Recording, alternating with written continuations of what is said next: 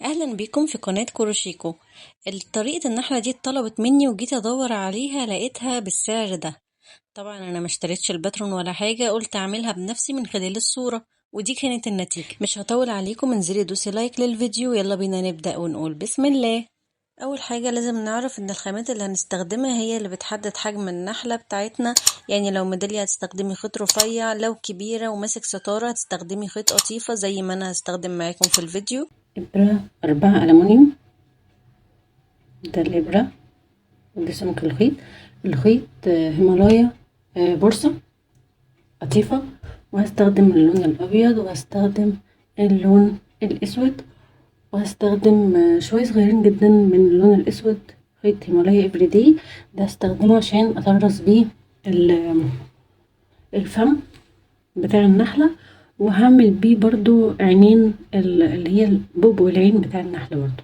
مش هطول عليكم اكتر من كده، يلا بينا نبدأ فيديو النهاردة ونقول بسم الله.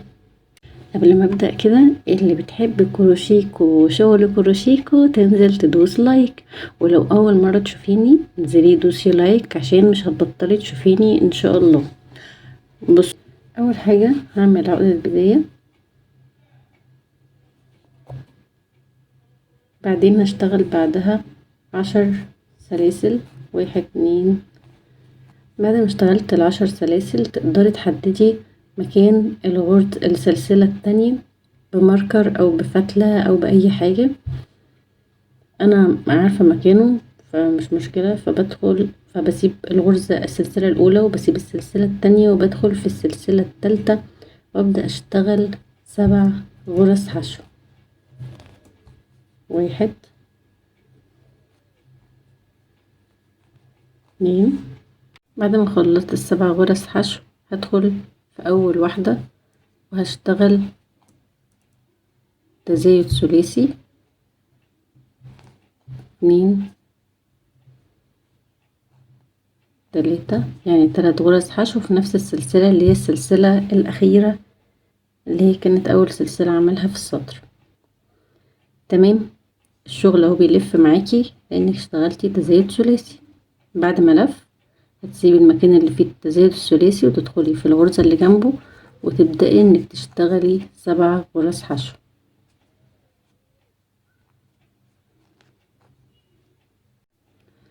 بعد كده هدخل في السلسلة التانية اللي انا قلتلك تحفظي مكانها فين،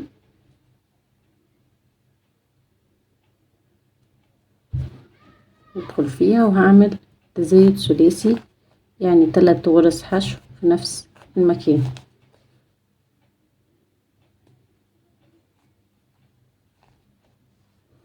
وبكده اكون خلصت اول سطر في الرز. تاني سطر هبدأ اشتغل فيه 7 غرز حشو، 1 2. بعد ما اشتغلت 7 غرز حشو هبدأ اشتغل دلوقتي 3 غرز تزايد، يعني في كل غرزة من ال3 غرز الجايين هشتغل غرزة حشو اكس. طبعا دي بتشتغليها في كل شغل الامجرامي، سواء بتشتغلي بخيط قطيفة او غيره، لازم تشتغلي بغرزة الحشو اكس. خلصت 3 غرز تزايد، هشتغل دلوقتي 7 حشو و3 غرز تزايد. بعد كده هبدأ اشتغل السطر الثالث عبارة عن 7 حشو، 1 2. بعد ال7 حشو هشتغل تزايد وحشو، هكررهم 3 مرات. الأول تزايد وبعدين حشو وبعدين تزايد وحشو وتزايد وحشو وبعدين 7 حشو وتزايد وحشو وتزايد وحشو وتزايد وحشو. هشتغل دلوقتي السطر الرابع عبارة عن 7 حشو،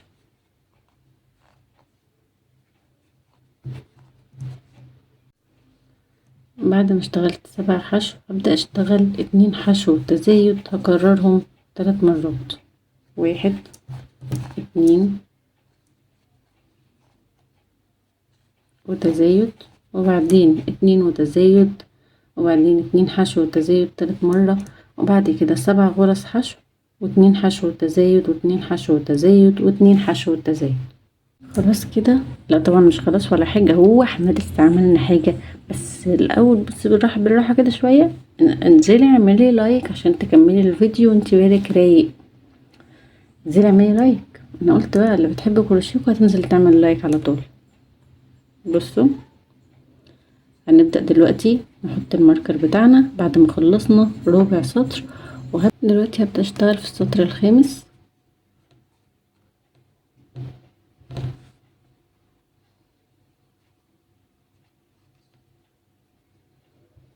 هبدأه ب13 غرزة حشو، 1. بعد كده هشتغل تزايد ثلاثي، 1 2 3 غرز في نفس المكان، وبعدين هشتغل 18 غرزة حشو، 1 2. بعد كده هشتغل بعد 18 حشو اشتغلت كده تزايد ثلاثي، وبعدين هشتغل 5 غرز حشو، 1 2. هشتغل دلوقتي السطر السادس، هشتغل فيه في بدايته يعني 14 غرزة حشو، 1 2. بعد كده هشتغل تزايد ثلاثي، 1 2 3، وبعدين 20 غرزة حشو،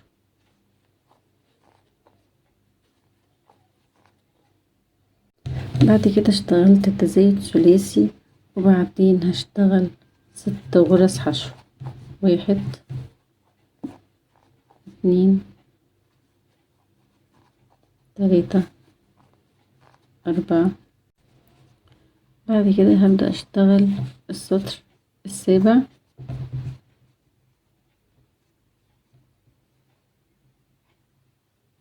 اشتغل 15 حشو، 1 2. وبعد كده هشتغل تزايد ثلاثي،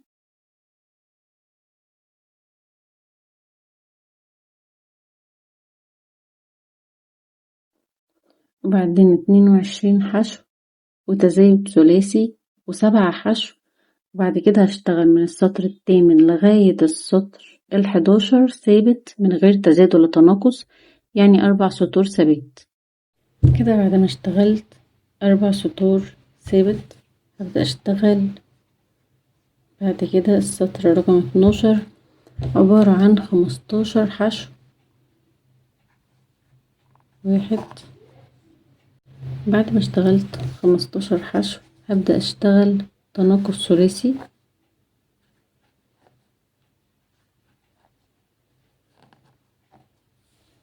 وبعدين 22 حشو وتناقص ثلاثي و7 غرز حشو.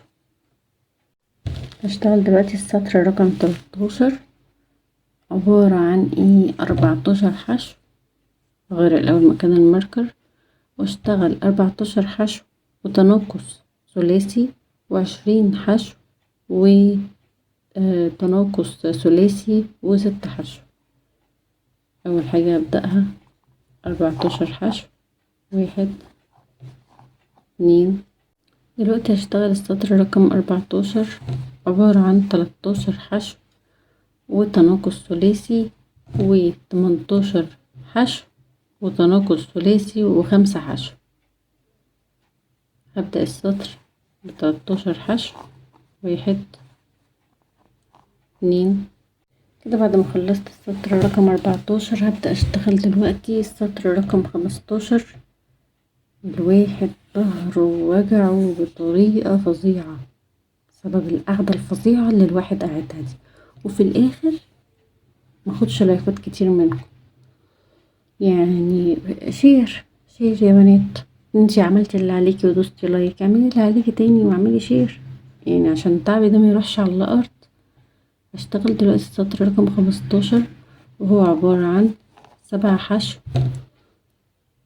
وبعدين هكرر الاتنين حشو وتناقص 3 مرات، وبعدين 7 حشو، وبعدين 2 حشو وتناقص هكررهم 3 مرات. حبيت بس ارجع لكم عشان في بنات ساعات بتتلخبط في غرزة التناقص. انا هعمل 2 حشو وتناقص 3 مرات، هعمل كده اول حشو وده تاني حشو، هعمل التناقص اخد الحلقة الامامية من اول غرزة مع الحلقة الامامية من تاني غرزة، واخد خيط واطلع من الحلقتين، واخد خيط واطلع من الحلقتين عشان اعمل حشو. كده بقى تناقص. هكررها كمان مرتين، 2 حشو، وبعدين هعمل تناقص،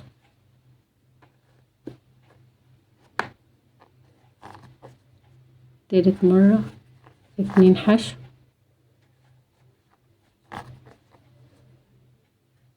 وتناقص،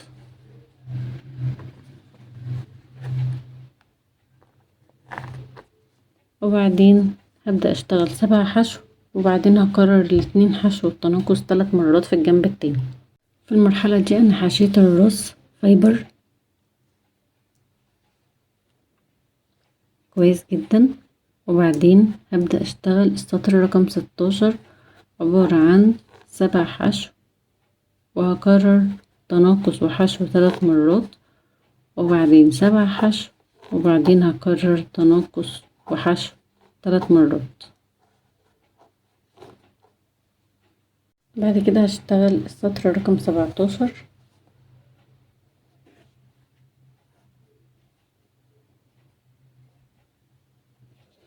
هبدأ اشتغل فيه 7 حشو و3 تناقص، يعني 3 غرز تناقص مش تناقص ثلاثي، يعني هاخد غرزتين مع بعض وغرزتين مع بعض وغرزتين مع بعض، يبقى كده ايه 3 غرز تناقص. هعملهم قدامكم برضو، دي كده 7 غرز حشو،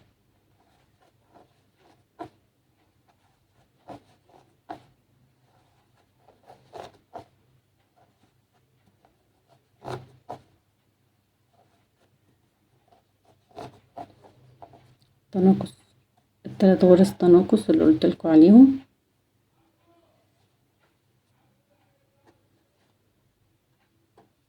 دي كده اول غرزة تناقص،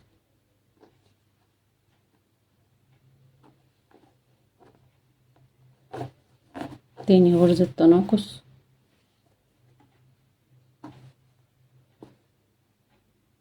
وتالت غرزة تناقص، وبعدين هشتغل 7 حشو و3 غرز تناقص زي اللي عملناهم مع بعض من شوية. هبدأ اشتغل دلوقتي السطر الاخير. اشتغل فيه ايه الاخير؟ طبعا في الراس اقصد، يعني هشتغل 7 غرز حشو، 1 2 3 4 5 6 7، وبعدين هشتغل تناقص ثلاثي و7 حشو، وهرجع لكم قبل ما اعمل التناقص الثلاثي. طبعا كل ما الراس بتبدأ تضيق معايا ببدأ ان انا احشي فايبر عشان ايه اكون حاشية الراس كويس فايبر، وتزودي الحشو في الجناب اكتر، يعني تزقي الحشو كده وانتي بتحطيه ناحية الجنبين بحيث يبقى شكلها كده في النهاية بعد الحشو. تمام. هبدأ اعمل دلوقتي التناقص الثلاثي، 1 2 3، بس مش هسحب الخيط باللون الموف،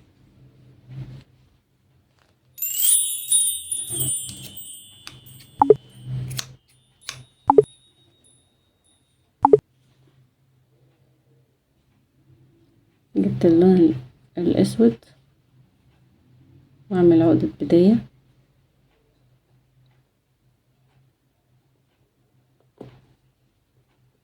وبعدين سلسلة، وهطلع السلسلة من التناقص الثلاثي بالشكل ده، وهخلي الخيط الموف على جنب دلوقتي، وهبدأ اشتغل السطر رقم 19. هشتغله ثابت من غير تزايد ولا تناقص، بس باللون الاسود. كده وصلت لاخر غرزة في السطر 19. عشان اشتغل السطر 20 هطلع من اخر غرزة بالخيط الموف، وهبدأ اشتغل 7 غرز حشو باللون الموف. 1 2 3 4 5 6 7، وبعدين تزايد ثلاثي،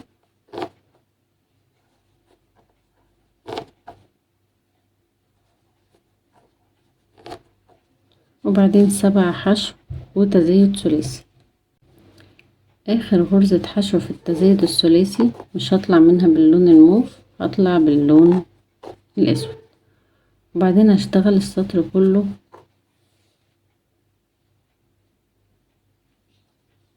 اللي هو سطر رقم 21 هشتغله ثابت باللون الاسود. اللي انا عملته ده قلنا باللون الاسود، قلنا نملى القلل، قلنا نملى القلل.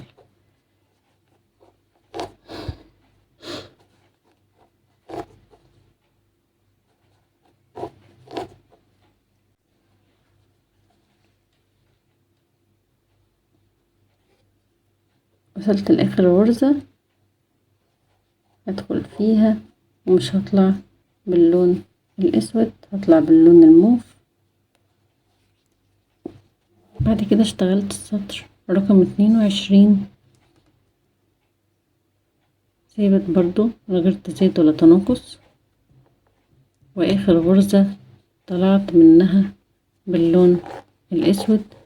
اشتغل السطر الجديد عبارة عن 7 حشو وتناقص ثلاثي و7 حشو. 1 2. هبدأ اطلع من التناقص الثلاثي باللون الموف، وهشتغل السطر اللي جاي كله تناقص 8 غرز تناقص. 2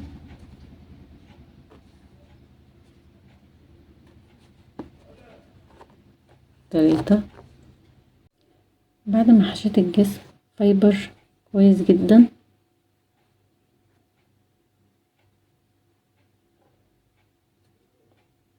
هبدأ اشتغل في السطر الجديد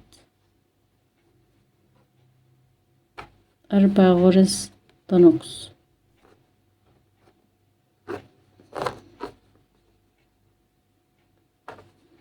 طبعا ده بعد ما حشيت الجسم فايبر كويس جدا.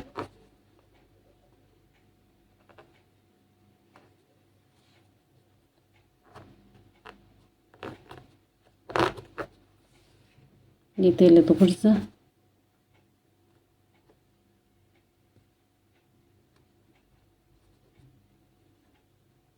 بعدين ربع غرزة تناقص.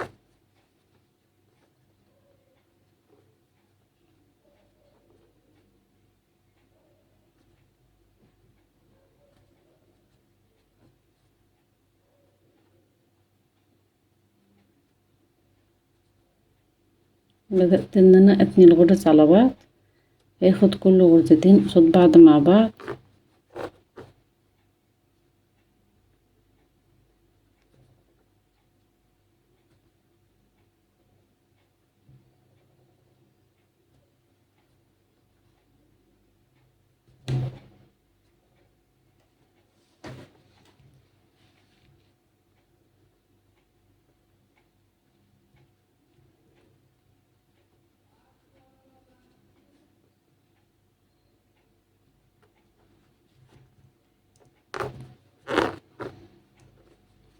بعدين لفيت الشغل، عملت سلسلة وهشتغل تناقص بالشكل ده.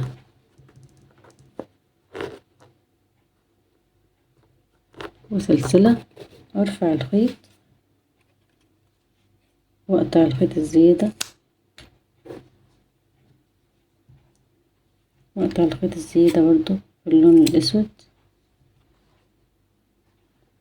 ابدأ ادخل الخيط الزيادة اللي باللون الاسود مع اللون الاسود بالشكل ده.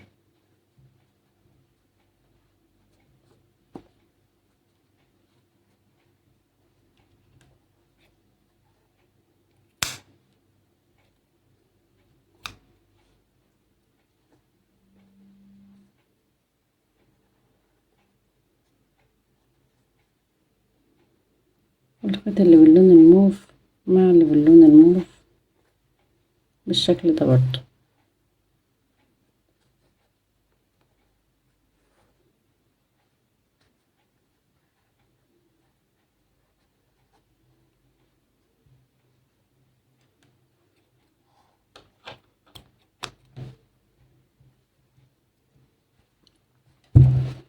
كده انا خلصت الجسم والراس بالشكل ده.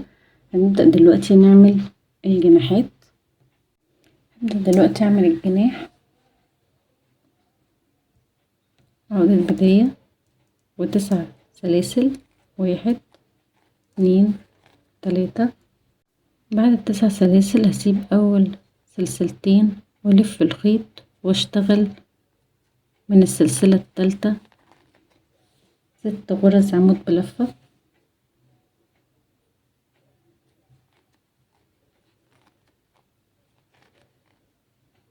بعد كده في السلسلة الأخيرة هشتغل 5 غرز عمود بلفة. 1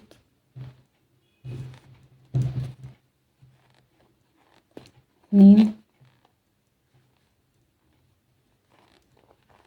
3 4 5. بعد كده هشتغل 6 غرز عمود بلفة بس في الجنب التاني. 1. بعد كده هرفع شوية خيط كده، شدهم وأقص الخيط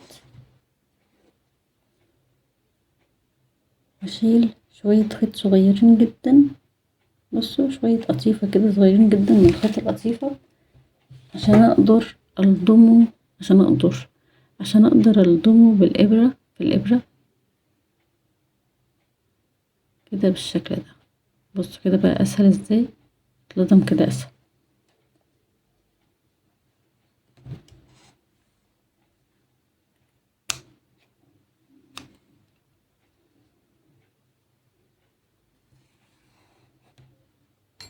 هبدأ ان انا اطبق دي على بعض بالشكل ده بس بالخياطة اهو.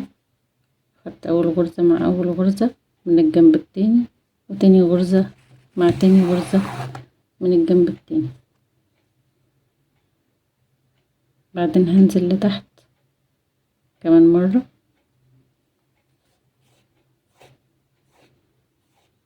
وهبدأ ان انا اخيط الجناح في الايه، في النحولة العسولة، اخيطها في في السطر اللي بالاسود.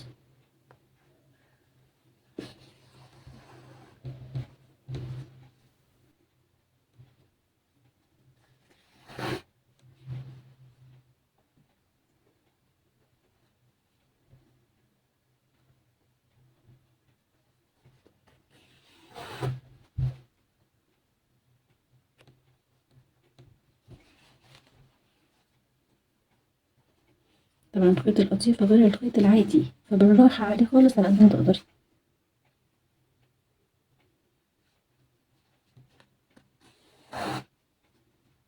طلعت شوية للخيط الموف.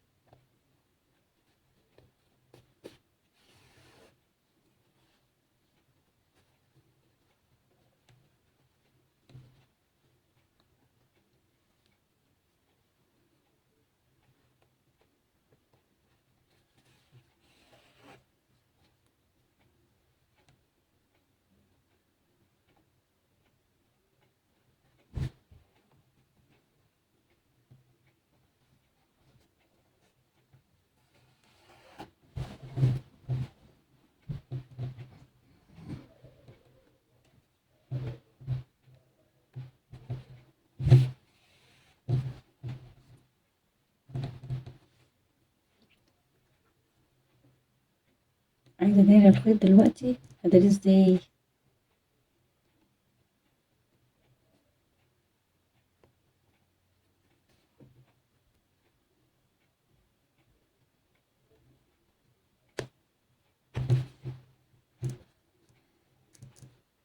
كده اطلعه من اي مكان، بس كده تمام التمام.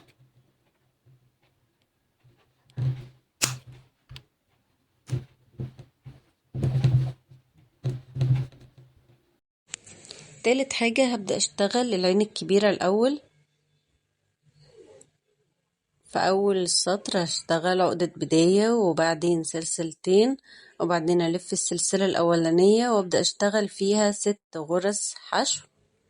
1 2. في السطر التاني هشتغل فيه 3 تزايد وبعدين 3 حشو.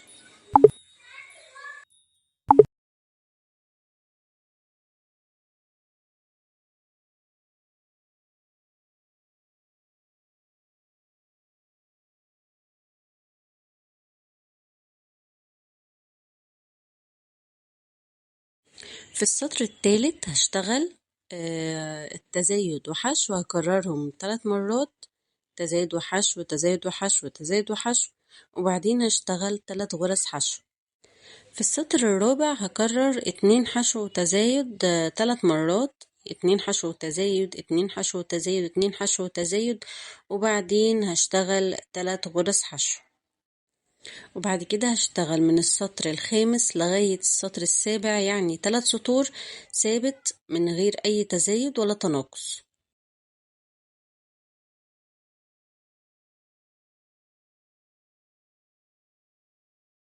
بعد كده هشتغل السطر الثامن وهو عبارة عن 2 حشو وتناقص، هكررهم 3 مرات، وبعدين هشتغل 3 غرز حشو. ده التناقص خفي. بعد كده هشتغل السطر رقم 9، هشتغل فيه تناقص وحشو 3 مرات.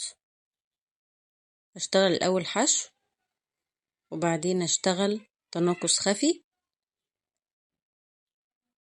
هكررهم 3 مرات، حشو وتناقص حشو وتناقص حشو وتناقص، وبعدين 3 غرز حشو. وفي السطر رقم 10 هشتغل فيه 3 تناقص وبعدين 3 حشو. كده اكون خلصت خلاص. هجيب إبرة التنظيف واطلع الخيط كده من الغرزة، وبعدين أبدأ أقفلها بالشكل اللي قدامكم دلوقتي ده وهي متطبقة على بعضها.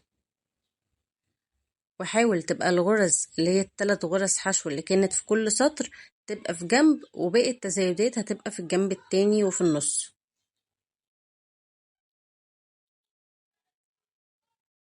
أبدأ أخيطها من النص كده في بعضها عشان تبقى متبططة، أنا مش عايزاها واسعة، مش عايزة أحشيها.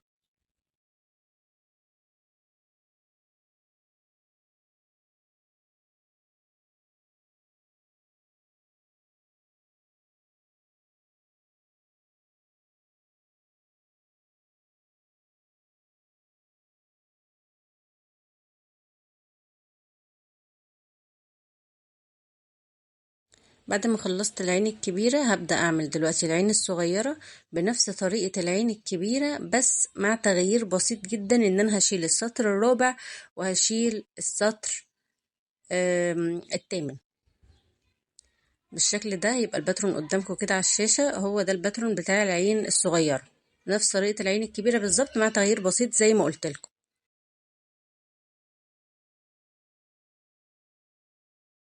وهنا كان النور قطع، مش عارف الواحد بس يقول ايه، بس يا رب يعني مش عارفة، بس لازم اكمل معاكم الطريقة والفيديو. هبدأ اخيط العينين في بعض. العين الشمال هتبقى، العين الصغيرة هتبقى من الجنب الشمال، والعين الكبيرة هتبقى من الجنب اليمين. ابدأ اخيطهم من الجنب كده بالشكل ده، اخد غرزة من هنا وغرزة من الجنب التاني.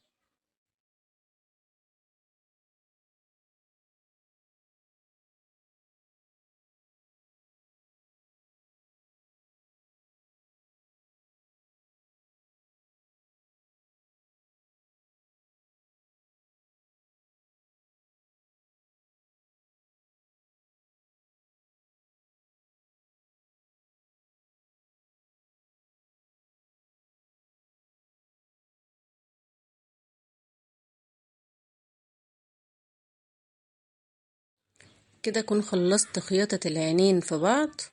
هبدأ دلوقتي أعمل النني. هبدأ أجيب الخيط الأسود وأعمل عقدة بداية وبعدين سلسلتين، وأدخل في أول واحدة من جوه بالشكل ده وأشتغل 10 غرز حشو. 2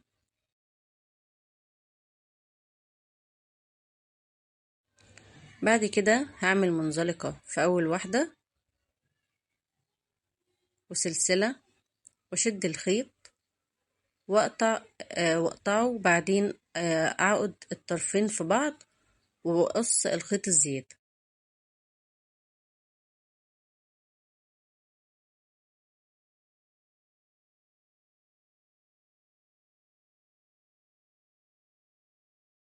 وبعدين هجيب الخيط الأبيض وإبرة التنظيف وهبدأ أعمل زي ضي كده في العين.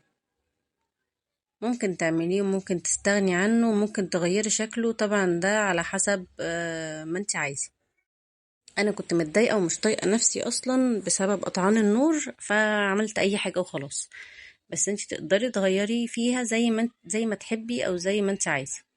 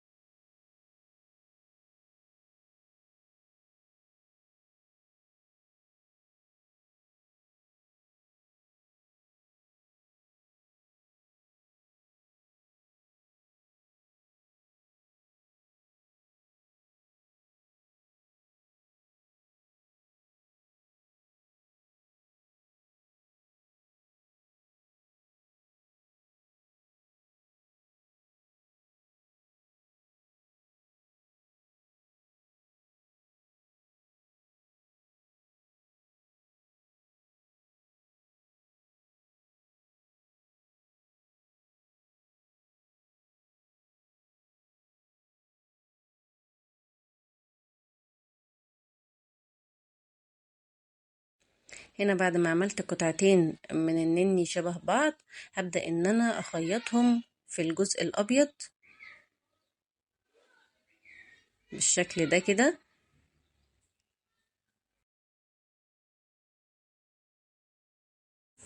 وكان عندي نص لولي قلت ألزقهم في النني الأسود، بس الصراحة بعد ما لزقتهم ندمت إني لزقتهم، فاستكفي بالنني الأسود بس.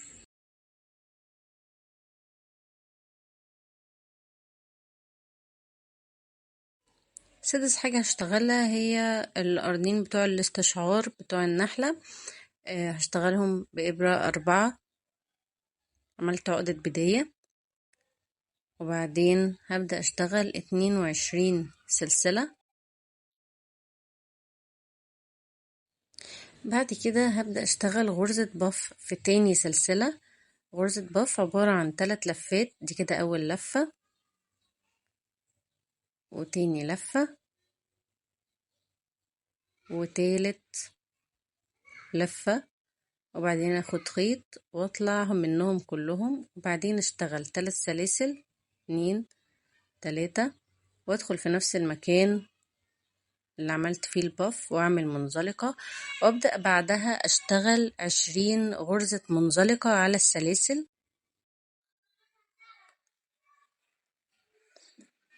بعد كده هرتفع سلسلتين واشتغل باف في اخر سلسلة من 22 سلسلة. برضو الباف مكون من 3 لفات.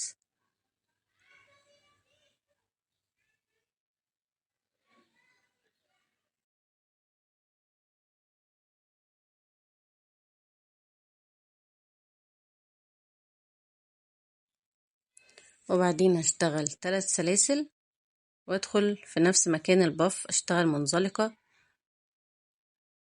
وبعدين ارفع الخيط واقص الخيط الزيادة واعقد الطرفين في بعض واقصه.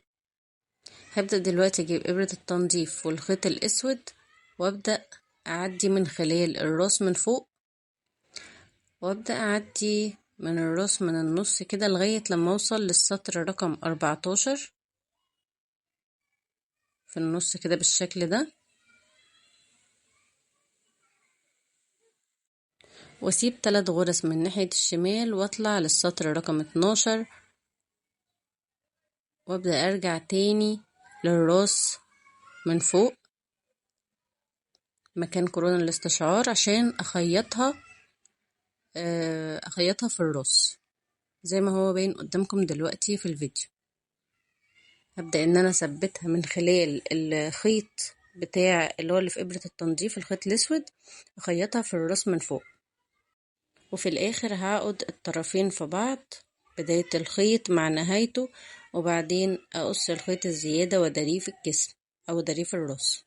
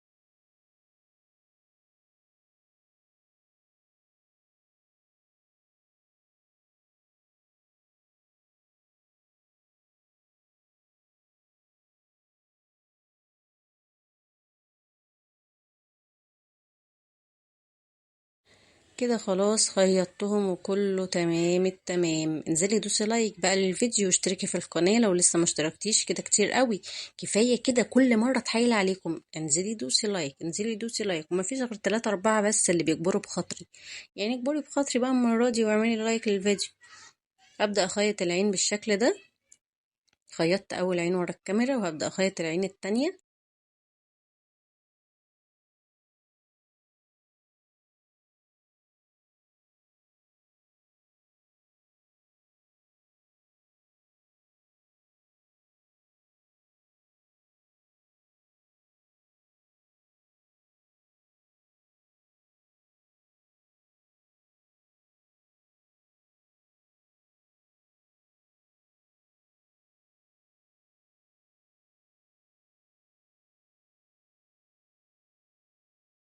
وبعدين ابدا اعقد الخيط من ورا، طبعا ورا ده مش هيبان، هيتلزق في الراس، بس ما تعقديش الخيط جامد وتشديه جامد عشان ما تكشكش منك. كده لزقتها في الراس. بصوا كيوتة خالص. هنا كنت بقول لكم ان النني الاسود اللي هو اللولي دوت، يا ريتني ما كنت لزقته، بس هي عسولة خالص وجميلة خالص وحبيتها قوي. لو عايز تعمليها ماسك ستارة بتشتغلي 60 سلسلة، وبعدين تبدأي تربطي النحلة في الستارة، تربطيهم ببعض من خلال السلاسل اللي عملتيهم، وتربطيها من ورا، تربطي السلاسل في بعضها من ورا. وبكده نكون خلصنا فيديو النهاردة. هستناكم في فيديو جديد ودرس جديد مع كروشيكو. مع السلامة.